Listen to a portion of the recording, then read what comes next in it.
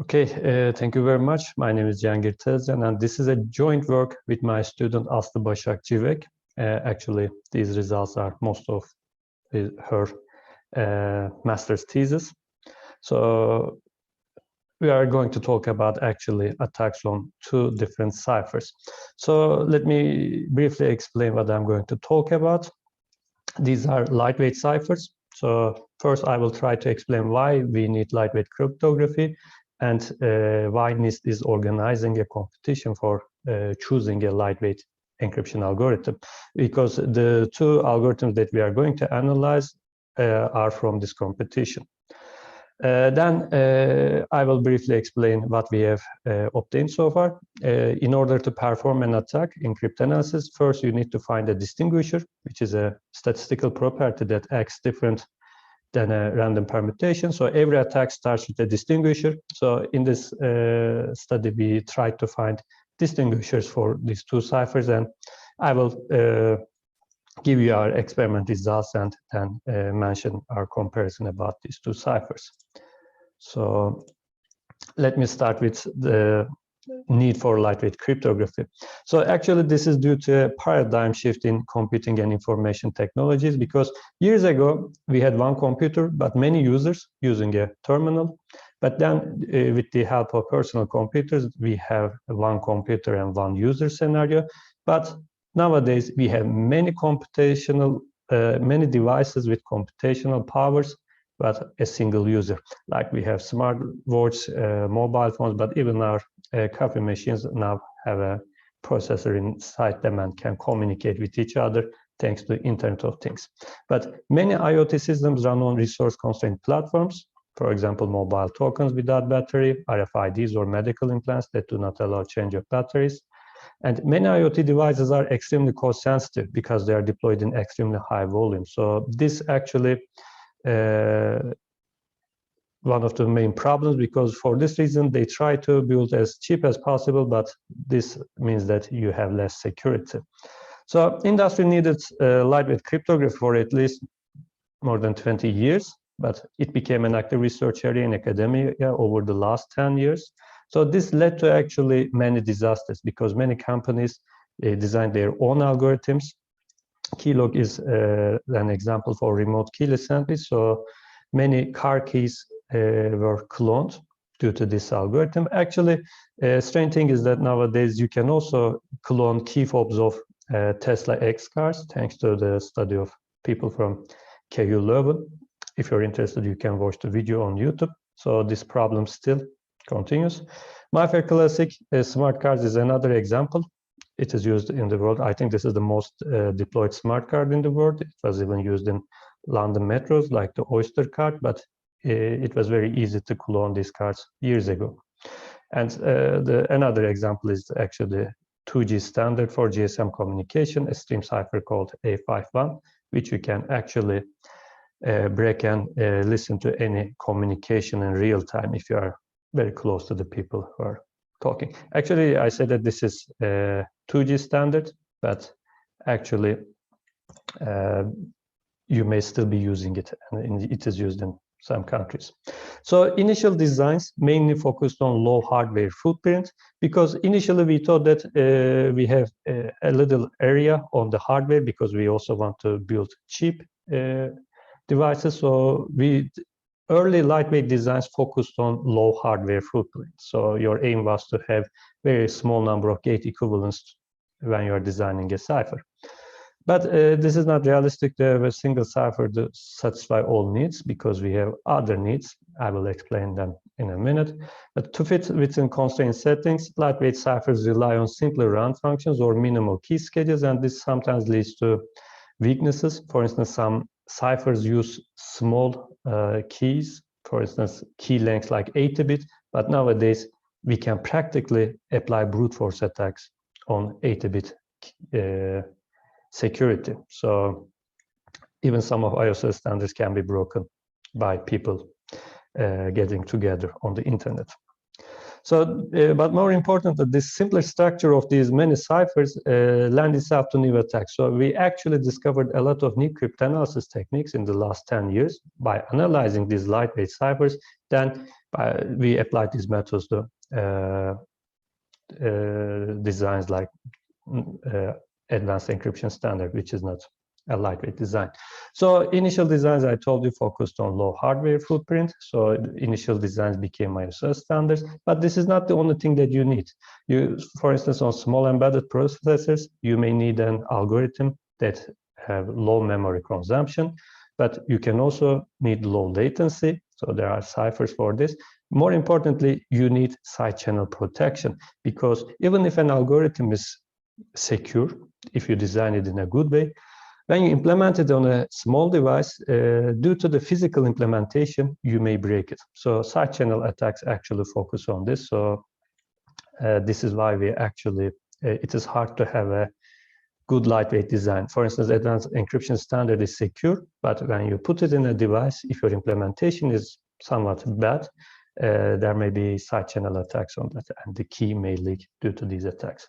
So I told you that there are some ISO standards block ciphers. We also have some stream cipher standards, but all of them actually supports 8-bit keys, which is not secure anymore. We have some lightweight hash function ISO standards. We have some lightweight MAC standards, again ISO, but we don't have any NIST standard. So these are ISO standards, but NIST currently only have 2 standards, advanced encryption standard and triple DES, and they are planning to remove this triple DES, I think, in 2024. So this competition is important again for this reason, because it will be the second encryption algorithm standardized by NIST. So the competition started years ago. Initially, there were a workshop, and by gathering together with academia and the industry, they tried to see if we need a competition. And after performing the second workshop, NIST realized that we really need a standard, and for this reason, they announced a competition and explained what are the submission requirements and evaluation criteria. So submission deadline was February 2019, and the first round candidates were announced here. So there were 56 candidates. In the same year, 32 of them made to the second round. And after the workshop, after many cryptanalysis attempts and performance attempts, NIST reduced this number to 10. So they recently announced 10 finalists. And in a few months, they are going to have another workshop, and we will see, probably in a few years, the competition will have a winner. So the evaluation criteria is not only security, we have to look at the physical performance, but also performance metrics like latency, throughput, and power. So these 32 algorithms are the second round candidates, and these are the 2 of them that we focus on, because DryGASCON is somewhat a modified version of Ascon, and in this study we try to break these algorithms and see which one is somewhat more secure than the other. So we actually shared our initial results with NIST throughout these workshops or throughout the emailing list, and this actually affected the decisions. Currently, at the finalists, Ascon is one of the finalists, but DryGASCON is not. So there are some, of course, reasons for elimination. You can read NIST documentation, but generally algorithms are eliminated because they're not having well understood design principles or not getting enough analysis. They are also eliminated for their structure or security. Okay, so with this, let me talk about the algorithm designs and then talk about what kind of distinguishers we found for them. So Ascon was designed by Dobranik, Eilesser, Mendel, and Schlaffer. So this was actually an algorithm that already won a competition. So there were a competition called Caesar competition, and that competition had final portfolio, and there were 3 categories, and for the category of lightweight applications, this algorithm was the first choice. So they already have a good reputation. So unlike previous designs, this is a sponge construction. I will briefly explain what it is. And it acts like a block cipher. It has an internal state size of 320 bits. It uses a nonce tag, and it has a tag because it is an authenticated encryption. This competition is also an authenticated encryption competition. So aside from the encryption, you also provide authentication with a single algorithm, and optionally these algorithms support hashing ability. So Ascon has this kind of ability, so you can use it for authenticated encryption but also hashing. So DryGASCON is somewhat a different construct. It uses Ascon as a primitive, and it has reduced one of the runs, and it actually modified some of the Ascon design choices, for instance, permutations, the rotations used in the permutation part. So let me briefly explain what these algorithms look like. So the 320-bit internal state of Ascon is like this. So you have 5 rows and 64 columns. So these actually rectangles represent bits. So in every round, you add a constant, which is predefined like here. Then you perform a substitution operation. So every column has 5 bits. So actually, you gather that 5 bits, look its integer value, and replace it with the SBox value stored in this table.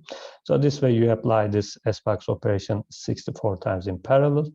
So this actually provides a confusion along the columns. Now you have to modify it in the rows. So there's a rotation operation. So you XOR each row with itself, but its rotated version. So this way you provide diffusion. So a very simple design, very easy to implement, very fast. And this is the this was just one round. So initially you fill the internal state with IV key and nonce. You perform this permutation operation 12 times. Then you XOR the top row with the plain text to produce ciphertext. And this way you repeat the permutation operation, but at the end you also produce a tag, and this actually provides you the authentication. So with a single pass, you provide encryption and authentication. It is online. This means that you don't have to need to wait the message to end. You can start encrypting whenever you get the first parts. Inverse free, there is a security proof due to a sponge construction. It is lightweight, fast in software and hardware, and there are no lookup tables, because the SBox tables can be implemented in, I think, 24 logical operations. So this is important in terms of side channel analysis. So what we have done, we verified previous differential linear distinguishers of Ascon. We corrected 3-round probability 1 truncated differentials for DryGASCON, which was actually proposed by the designer himself. Then, due to these mistakes, we also corrected the following papers, which was actually done by me. We corrected 2-round and 3.5-round probability 1 truncated differentials. We also corrected the 5-round differential linear distinguisher, again on DryGASCON. So we actually provide the best attack for the cipher here. So yes, and we, more importantly, we experimentally verified, because all of the previous ones were incorrect. So cryptanalysis is a technical, the cryptanalysis part has a lot of technicality, so I will try to explain briefly what we have done without going much into the technical details. So, but what we have observed is that due to this SBox, if you introduce some difference like this, so if we flip these 2 bits, we observe that these 2 bits are never affected. So this 5-bit input and output, you can see there are some probability 1 events where the input change does not affect the output change. So we said that let's introduce differences here. So this is not an input, but this is just the difference part. So we are flipping these 2 bits regardless of what the input is. We claim that this bit is never flipped. So by following this observation, we obtain a distinguisher. So changing these 2 bits does not affect these bits which are represented by zeros. So question marks, we don't know, but zeros, we say that they are never affected. So there's also linear cryptanalysis. So this means that the bit positions represented here in hexadecimal means that these bits, when you XOR all of them in the input and when you XOR all of the bits in the output, are identical with a bias 2 to the minus 8, which is very actually high. So when you combine these two attack techniques, you can find a very long distinguisher, but the key trick is that the bit positions marked here has to correspond to the 0 differences here. This is how you combine differential and linear cryptanalysis. So we observed that the theory and practice are very different. In the Ascon case, theoretical bias was very high, but I mean 2 to the minus 15. But in practice, the attack becomes a lot easier because the practical bias is 2 to the minus 2 when you perform experiments. So we said that maybe we should also perform experiments on DryGASCON and see how theory matches the practice. So this was the 5-round differential linear distinguisher introduced by me. So in theory, I said that this had a bias of 2 to the minus 29. But strange thing is that we expected that since due to the case of Ascon, when we perform experiment, we hope that we will see this practical bias. But when my student perform experiments, the results were always 2 to the minus 26 or something. So we always claimed that there were some implementation errors. We found all of the implementation errors, but even when we corrected the code, it still didn't provide any result between these two values. So this means that the distinguishers must be incorrect, but this linear distinguisher found by a heuristic search tool, which we believe that correct, and this part was actually confirmed by the designer. So we thought that it was correct too, but it turned out that the designer's paths were incorrect. So with my student, we corrected this. So in the document, for instance, the designer thinks that question marks will be in these places. But by focusing on the algorithm, we realized that there is a mistake, and these are the correct positions. So all of the previous distinguishers found by the designer and then by me, because I used them too, so they were all incorrect. So we corrected them. Now we found the 5-round differential linear path correcting the previous mistake. So now we introduced the differences from here, combined with the linear distinguisher here. And we experimentally verified it and realized that the bias is very close to 2 to the minus 8. So now it was correct because we were expecting a value between these two, and we obtained this. So we need very small data to distinguish the 5-round of this cipher. Then we perform a search, and we actually found a better distinguisher. This time the bias is 2 to the minus 5, and with only 2 to the 17 plain text and ciphertext pairs, we can distinguish the 5-round of this cipher. So what does this mean? This means that DryGASCON was introduced as kind of a better version of Ascon, but we realized that the attacks we found are almost identical. And sometimes in the case of DryGASCON, actually the biases are somewhat better with respect to the attacker. So, and DryGASCON actually reduced its design number from 12 to 11, but we can attack the same number of runs as in the case of Ascon. So this actually led us to believe that actually DryGASCON is not more secure than Ascon.